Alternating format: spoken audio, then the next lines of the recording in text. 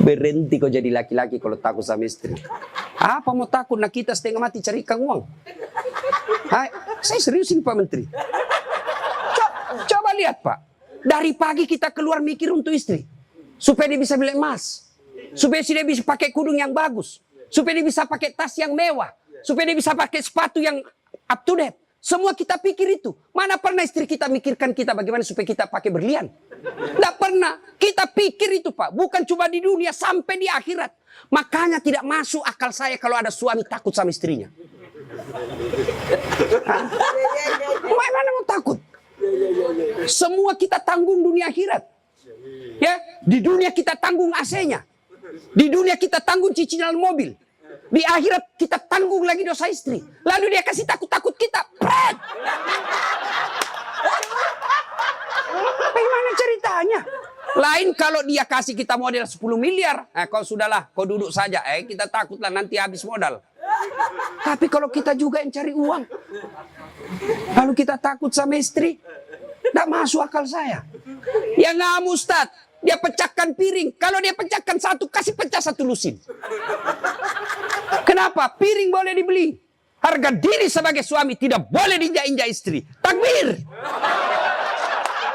Yang takbir pasti takut sama istrinya. Coba. Nah itu kan ada laki-laki dosa sama mertua, sama ibunya gara-gara takut sama istri. Contoh ya. Nih dapat bonus di kantor. Lalu suaminya berkata, "Ma, ini kan COVID lama kita tidak kunjungi bapak di kampung. Kita kunjung tentu bawa wabah buat ibu bapak kita. Sudahlah, ini bonus kita transfer aja. Mudah-mudahan ini bisa digunakan ibu. Beli makanan kesukaan. Dia menikmati air usia senja." Apa kata istrinya? "Apa? Ibumu terus. Kawin kok sama ibumu? Dongo. Mana orang bisa kawin sama ibu? Ada kan ibu ngomong begitu, beleng-beleng. Ini asli beleng-beleng. Mana bisa pilih kok, mamamu atau saya? Mana bisa dipilih antara ibu dengan istri? Ini pilihan yang tidak masuk di akal. Kalau saya istri saya bilang begitu, ceraikan saya. Sini kok, saya ajar kok bagaimana izin formulir perceraian." Benar Pak, jangan sampai bapak berdosa gara-gara takut sama istri. Hilang berkah hidup rumah tangga kalau ibu takut sama istri berbuat baik sama orang tua gara-gara takut sama istri. Mestinya istri yang baik, dia sujud syukur ketika mertua anaknya. Kenapa? Berdoa, "Ya Allah, mudah-mudahan anakku juga seperti ini ketika saya sudah punya istri, masih mengingat saya." Tapi kalau dari kecil anak kita dipertontonkan tidak boleh berbuat baik sama mertua, maka begitu ibu nanti juga tua, dikasih masuk panti jompo sama anak mantunya. Si mau kok. Dari ibu ya. Mestinya sujud syukur. Alhamdulillah saya punya suami perhatian betul sama mertua. Mudah-mudahan anak saya juga seperti ini. Ya Allah, terima kasih kau kirim orang tua ini. Gara-gara ini orang tua saya punya suami jadi menteri. Andai saja bukan suami ini, orang tua ini punya anak, mungkin suami saya pengangguran.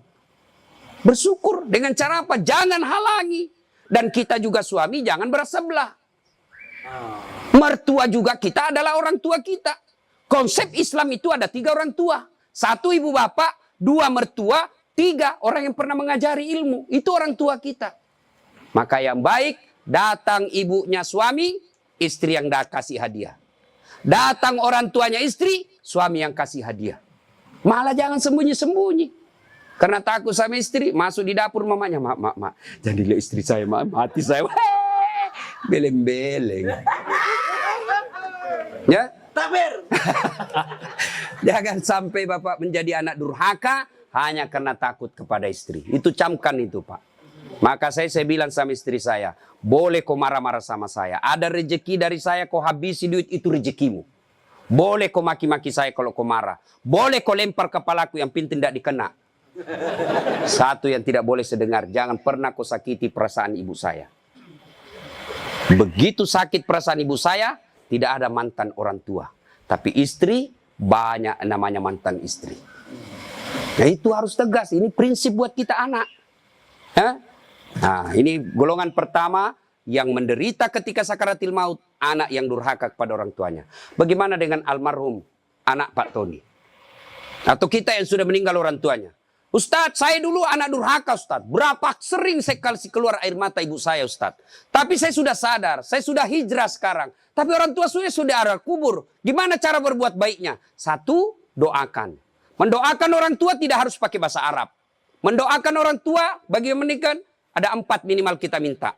Ya Allah, ampuni dosanya. 2, terima amalnya. Ada amal tidak diterima? Ada. Amal-amal pilkada. Sumbang jilbab 10.000.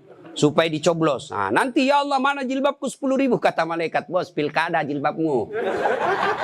Ya, tidak sampai. Pun kalau ada amal orang tua kita seperti itu, dia pernah caleg, maka kita berdoa, ya Allah terima amalnya orang tuaku. Yang ketiga, lipat gandakan amalnya tersebut. Dan yang keempat, lapangkan alam kuburnya, jadikan kuburnya menjadi taman-taman surga. Lalu tutup dengan doa yang ada Al-Quran, Allahumma ghafirli wali walidayya warhamhuma kama rabbayani shaghira. Doakan. Yang kedua, cara berbuat baik kepada orang tua sebelum meninggal adalah bersedekah atas nama orang tua. Saudara-saudara sekalian, saya sebagai anak pertama, ini memang ada hak waris kita. Rumah ini kita 4 bersaudara, kita punya hak waris. Tapi inilah peninggalan Bapak yang beliau sejak jadi pegawai sampai pensiun mencicil rumah ini. Tidak elok rasanya begitu meninggal, beliau tidak menikmati rumah ini. Lebih baik rumah ini kita jual, kita belikan beliau jadikan masjid. Nah, setengah dari ini warisan barulah kita bagi. Bagaimana adik-adik? Setuju? Setuju, Kak. Nah, biasa kalau ada begini istri yang menghasut.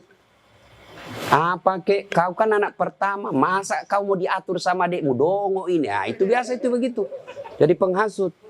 Nah, bersedekah atas nama orang tua. Ada lagi yang berkata tidak sampai kalau sudah meninggal Ustadz. Mau bukti bahwa sedekah kepada orang meninggal sampai? Mau bukti? Mau Pak? Mau, saya kasih bukti. Gimana caranya? Bapak meninggal dulu, saya kirimkan sedekah. Sebab yang begini alam gaib Pak, tidak bisa diakali. Kalau Bapak tidak percaya sudah mati duluan deh, saya kirim Fatihah dengan binatang kurban. Yang ketiga, cara berbuat baik kepada orang tua sudah meninggal adalah mengunjungi karib kerabatnya. Besok lusa anaknya almarhum ya masih hidup teman-temannya Bapak, ketika sudah usur anaknya sudah menjadi pembesar, maka kunjungi karibnya. Itulah cara berbuat baik kepada orang tua yang sudah meninggal. Dan yang paling konkret, kalau mau berbuat baik kepada orang tua sudah meninggal adalah jadilah anak yang soleh atau soleha. Nah ibu bapak saudara-saudara sekalian. Makanya bapak selalu berdoa. Ya Allah biha, ya Allah biha, ya Allah bihusnul hatimah. Itu doa. Maka bapak-bapak yang sudah pensiun, tidak usah lagi. Ya Allah mudah-mudahan bisa beli ruko. Ya Allah mudah-mudahan bisa gedung. Sudahlah. Bapak sudah pensiun, sudah umur, alhamdulillah. Yang bapak perlu banyak berdoa, taubatan qablal maut, warahmatan indal maut, wa maghfiratan ba'dal maut. Allahumma hawwin alaina fi sakaratil maut. Kalau ini doa dikabulkan Allah, aman bapak menghadapi sakaratil maut. Taubatan qablal maut, bertobat sebelum mati. Warahmatan indal maut, dirahmati ketika dicabut nyawanya. Wa maghfiratan ba'dal maut, diampuni setelah mati. Kalau ini 3 dikabulkan Allah, aman Pak. Tobat, 90 tahun umurnya, 85 tahun dia tobat, 5 tahun sebelum meninggal dia tobat. Hapus itu dosa-dosa. Tobat sebelum mati. Dirahmati ketika sakaratil maut, dicabut nyawanya penuh kasih sayang. Bapak masuk saja duri yang tinggal di dalam daging kita. Baru beberapa menit, setengah mati kita Pak menderitanya. Bagaimana mencabut nyawa yang sejak dalam rahim kita sudah menyatu dengan daging kita lalu dicabut keluar tanpa hidayah dan pertolongan dari Allah, pasti akan menderita. Ya Bapak saudara-saudara sekalian. Nah, maka itu orang yang baik. Tapi kalau tidak beres agamanya, kata iblis, ini mah tidak perlu kerja keras. Ini teman saya ini. Biar saya tidak goda, tidak tergoda. Sudah tergoda ini, sudah bawaannya ini. Auzubillah min zalik. Maka mohon perlindungan kepada Allah agar kita sakaratil maut itu detik-detik menentukan. Maka sama juga kalau mau pilpres kan. Detik-detik menentukan. Makin dekat, makin kencang serangan Pak. Makin bawa itu Pak. Itu sama juga kalau kita sakaratil maut. Iblis katakan ini detik-detik terakhir. Ini penentuan buat saya. Maka dia kerahkan semua kemampuannya. Maka kita berlindung kepada Allah. Maka kita berdoa diajarkan Nabi. Taubatan qablal maut. Warahmatan indal maut. Itu yang kita baca. Lalu ada resep lagi. Man qama la ilaha illallah ila akhiril hayata dahalal jannah. Barang siapa yang mengucapkan 2 kalimat syahadat penghujung hidupnya, pasti masuk surga. Mengucapkan 2 kalimat syahadat sebelum mati, pasti masuk surga. Itu jaminan Nabi. Pernah saya ceramah begini depan mahasiswa saya di UNAS, saya dosen komunikasi, Pak, dosen sospol. Langsung teman mahasiswa, anak mahasiswa saya bilang, kalau begitu Ustaz gampang dong. Kenapa dek? Nanti saya mau mati baru saya syahadat. Memangnya kalau kau mau mati akal bicara? Orang kalau mau mati bukan akal bicara bos. Apa? Amal. Jangankan orang sakaratil maut, orang nikah aja banyak tidak tahu syahadat. Baca syahadatmu anak muda. Asyhadu. Apa asyhadu? Ulang. Ulang. Ditempelin. Asyhadu an la ilaha illallah. Maka kalau mau selamat sakaratil maut, birrul walidain, berbuat baik kepada kedua orang tua. Yang kedua, banyaklah latihan mulai sekarang. La ilaha illallah. La ilaha illallah. Bapak-bapak ini anggota HIPMI, kan bukan bapak yang bawa mobil. Ya, dari rumah ke kantor, ya biasakanlah pegang itu tasbih. La ilaha illallah. Kasih target 10.000. Bapak kan, la ilaha illallah, la ilaha illallah. Tiba-tiba ada cewek lihat, subhanallah. Ya, mengatakan alhamdulillah. Tapi subhanallah, maha suci Allah yang telah menciptakan makhluk halus itu. Allah yang dipuji. Bukan mengatakan alhamdulillah. Sudah itu kedip mata, astagfirullah. Palingkan pandangan, jangan istighfar, bata melotot. Astagfirullah, astagfirullah. Nah, sudah masuk, sudah meninggallah kita, datanglah orang melayat.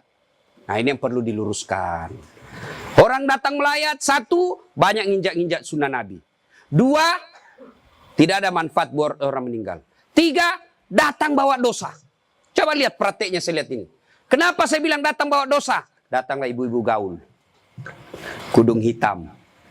Baju hitam, rok hitam, kacamata hitam, payung hitam. Saya tanya, kenapa hitam-hitam? Dia bilang, Ustaz, selebriti. Tidak, sunnah itu putih-putih. Dosa enggak hitam-hitam? Tidak, tapi dicintai Allah dan Rasulnya kalau Bapak Ibu pakai putih-putih. Malah saya biasa cemburu sama orang Tionghoa. Coba orang Tionghoa, Pak, begitu meninggal, mereka putih-putih semua datang itu melayat. Bahkan rumahnya pun dilapisi warna putih. Pakaian hitam, boleh. Tapi yang dicintai oleh Allah dan Rasulnya pakaian putih-putih. 2, datang tambah-tambah dosa. Itu tadi sunnah Nabi. Yang kedua, datang tambah-tambah dosa. Kenapa tambah-tambah dosa? Datang cerita jelek aja orang, Pak. Lewat 1. Terutama ibu-ibu tuh.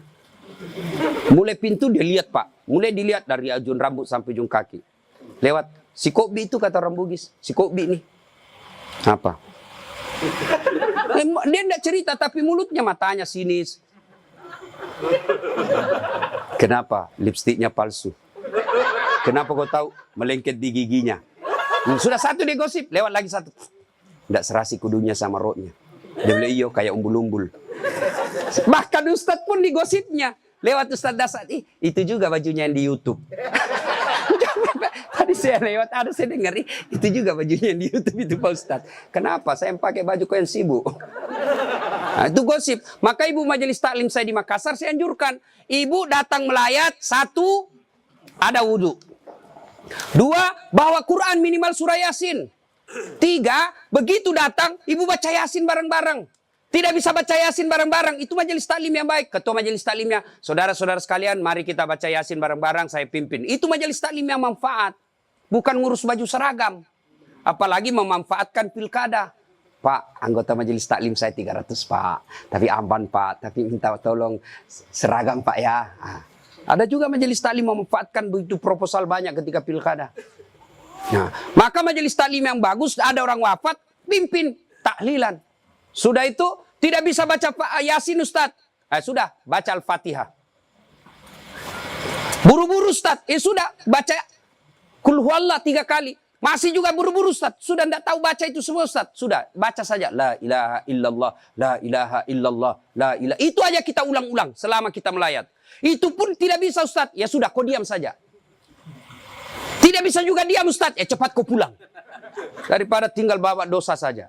Nah, sudah. Yang ketiga, kenapa tidak ada manfaat buat orang meninggal? Tidak ada yang sholat jenazah. Bagaimana orang lain mau sholat jenazah? Keluarganya aja tidak ada sholat jenazah. Mantunya sibuk ngurus ambulans, iparnya sibuk ngurus tenda, anaknya sibuk ngurus konsumsi. Tidak ada ikut sholat jenazah. Orang lain yang sholat jenazah. Orang lain belum tentu ikhlas. Banyak yang sholat, Ustaz. Kenapa banyak? Karena bapaknya menteri. Jadi tidak ikhlas orang. Tapi coba kalau keluarganya, pasti ikhlas. Saya hampir jarang sekali melihat ibu-ibu sholat jenazah. Jarang. Maka jangan heran ketika ibu meninggal, sedikit juga yang sholat jenazah. Kenapa? Karena waktu hidup, jarang dia sholat jenazah. Maka wafatnya pun sedikit yang sholat jenazah. Ustadz tidak muat rumahnya Ustadz, di teras. Ustadz tidak ada air, tayamum. Saya tidak tahu bacanya Ustadz, ikut saja sama imam. Yang penting, takbir 4 kali, jangan ruku. Kalau bapak ruku, siap-siap malu sendiri. Nah, ini cerita, wallahu alam benar atau tidak. Cerita ini takbir imam. Allahu Akbar. Takbir juga dia. Allahu Akbar. Takbir kedua imam. Allahu Akbar. Dia ruku. Dia, kenapa saya sendirian ruku ini? Takbir ketiga imam. Dia, sekalian sujud deh. Dia sujud. Pas selesai sholat ditanya. Hei, kenapa kau sujud? Dia bilang ini orang banyak sekali dosanya. Tidak diampuni kalau tidak ruku. Supaya habis sekalian, ya sekalian saya sujud. Ini jawaban orang kepepet. Nah, ibu bapak, saudara-saudara sekalian. Ya. Habis baterainya. Ibu bapak yang saya muliakan. Masuklah, diantarlah kita. Diantar ini lagi yang banyak kadangkala mempermalukan Islam. Saya tidak tahu kalau di sini. Saya melihat kalau di daerah sebagian Makassar, Pak. Orang meninggal. Kala-kala demo, Pak. Naik di mobil, dia putar bajunya. Orang mati, orang mati. Wah, minggir. Sampai mobilnya orang dilempar. Jangan begitu. Ngapain buru-buru?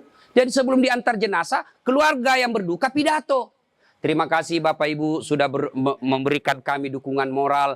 Tapi tolong jangan mempermalukan kami di jalan. Jangan lagi menambah duka kami dengan mengganggu pengguna jalan yang lain. Saya kalau pergi mengajar, tiba-tiba jenazah di mobil jenazah, bagus cara pengantarannya, saya minggir Pak, saya kirimkan Fatihah. Kirim Fatihah untuk Rasulullah, saya ikutkan jenazah yang diantar. Tapi kalau menakutkan, tidak ada yang mau doakan. Ya? Ngapain buru-buru? Ngapain buru-buru? Kan ada lagi yang paham, tidak tahu dari mana dia belajar. Katanya kalau terlambat disiksa. Bagaimana ceritanya? Kalau dilewati 5 manu, disiksa orang meninggal. Orang meninggal kalau dia... Itu orang sholat, bagi orang yang hidup, orang meninggal, tidak bakal dia disiksa gara-gara dia terlambat dikubur. Ngapain buru-buru? Itu juga sudah ada liangnya sudah siap. Semua apa perluan pemakaman sudah siap. Apalagi kalau ada wasiat orang yang meninggal. Jangan kau kubur saya sebelum anakku datang dari Amerika. Wajib kita tunggu. Itu wasiat. Ada 7 kewajiban orang hidup terhadap orang mati. 1 diantaranya wasiat. Kecuali wasiatnya bertentangan agama atau melanggar mengandung mudarat. Misal, kuburkan saya di kampung. Tapi begitu mau dikuburkan ada badai. Tidak bisa nyebrang pulau. Boleh itu karena di luar kemampuan kita. Atau besok-besok saya meninggal kasih narkoba di atas kuburku. Karena dia pecandu narkoba. Tidak boleh itu Pak. Melanggar ya. Jadi Bapak saudara-saudara sekalian. Nah sampailah kita di pemakaman. Nah ini juga yang perlu diluruskan. Berapa banyak orang yang sampai pemakaman tidak melaksanakan sunnah Rasul. Diajarkan begitu sampai pemakaman ucapkan Assalamualaikum ya ahlal kubur. Ya. Tidak tahu itu cukup. Semoga keselamatan bagi kemuliaan ke semua penghuni kubur. Insya Allah saya ikut menyusulmu. Nah, ada lagi pelanggaran yang kita lakukan apa? Menginjak-injak batu nisan. Tidak boleh sama menduduki batu api neraka itu Pak. Ada yang sampai duduk sambil merokok di atas batu nisannya orang. Tidak boleh. Pemakamannya padat Ustaz. Bapak tidak usah masuk. Cukup yang memikul. Bagaimana yang memikul Ustaz? Boleh karena dia darurat. Karena kalau satu langkah jatuh Pak, jatuh jenazah. Sudah dimakamkan? Sudah selesai. Kembalilah pemakam. Ya, tinggallah kita. Bapak merantau ke Papua. Tidak nyaman di Papua, kembali ke kampung, Sulawesi Tenggara. Merantau lagi ke Surabaya. Di Surabaya tidak nyaman. Kembali lagi ke kampung. Merantau lagi ke Makassar. Makassar tidak nyaman. Kembali lagi ke kampung. Masih ada pilihan. Bapak pegawai negeri ditugaskan ke Papua. Tidak nyaman, tidak ada sinyal. Bapak boleh pensiun dini. Tidak disenang saya sama menteri saya. Boleh Bapak pensiun dini. Tidak ada masalah. Tapi begitu Bapak masuk kubur. Senang tidak senang. Tinggal kau di situ. Tidak boleh kau keluar lagi. Siapa orang yang tersiksa dalam kubur? Yang pertama kata Nabi, al-mutahawilu bis-sholah, yang menganggap enteng sholat. Orang yang menganggap enteng sholat Pak, jangan sudah. Sholat itu di akhirat nanti barcode. Bapak beli elektronik kan sekarang pakai barcode. Ya kan? Bapak begitu setor jualan, tik, berarti ini boleh bawa. Di akhirat kalau bapak di barcode, bagus sholatnya. Tidurkan dia, kata Nabi, seperti tidurnya tidur pengantin baru. Tapi di barcode, hilang, redup. Ini macet. Ini sholat Jumat, hari Jumat saja. Paling terlambat datang, paling cepat pulang. Orang khotbah dia tidur. Begitu bangun, aliran apa yang tidak ada khotbahnya? Bukan aliran apa, kau yang tidur beleng. Percaya Pak? Ketika Allah perintah puasa, ayat saja turun. Allah perintah haji, ayat saja turun. Allah perintah zakat, ayat saja turun. Allah perintah sholat, tidak boleh ayat turun. Rasulullah dijemput oleh 4 malaikat menghadap kepada Allah. Kenapa? Ini perintah penting. Diberikan perintah sholat. Pak Menteri, ada himbauan kepada seluruh kepala daerah se-Indonesia, hanya berupa himbauan cukup WhatsApp dalam grup. Tapi kalau itu berupa SK yang penting, Gubernur datang kantor Menteri. Kenapa? Ini penting. Tidak boleh kok di WhatsApp. Sholat demikian pentingnya, sehingga Nabi harus diundang menghadap. Itulah disebut Isra dan Mi'raj. Bapak kerja jadi Grab, jadi menteri. Munafik kalau Bapak katakan, bukan untuk dunia saya. Bohong. Kita bekerja apapun profesi kita untuk memperbaiki dunia. Lalu siapa yang punya dunia? Allah Subhanahu wa ta'ala. Artinya, mustahil dunia dalam genggaman kalau yang punya dunia Bapak jauhi. Saya kasih contoh. Saya akrab dengan Pak Menteri. Saya datang ke Jakarta. Pak Menteri, saya mau jalan-jalan Jakarta ini, tapi tidak ada mobilku Pak Menteri. Kata Pak Menteri, aman terkendali Ustadz. Pak Menteri telepon ajudan. Ajudan, siap Pak Menteri. Itu ada Ustadz Dasat, kau jemput dia. Nanti dikena lagi kita di ceramah. Kau jemput dia. Kasih mobil yang bagus, kasih pengawalan, jangan lupa kasih pembeli pulsa. 1 jam kemudian datang ajudan.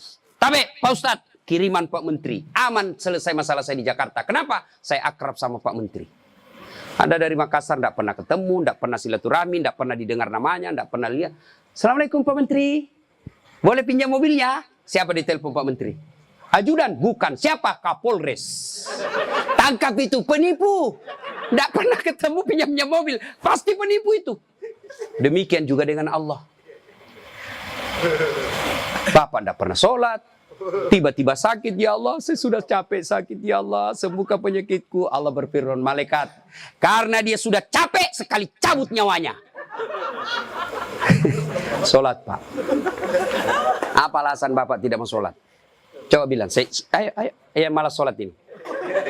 Bilang kok apa? Saya tantang kok ini hari. Paling ibu-ibu haid. 3 kali haid 1 bulan. Kenapa tidak sholat? Lagi mens. Kenapa tidak sholat? Datang bulan. Kenapa sholat? Halangan. Itu aja, semua itu 3 kali 1 bulan. Mana bisa. Bilang suaminya, kenapa belum sholat ibu? Biasanya cuma 5 hari, ini kok sudah 7 hari belum sholat.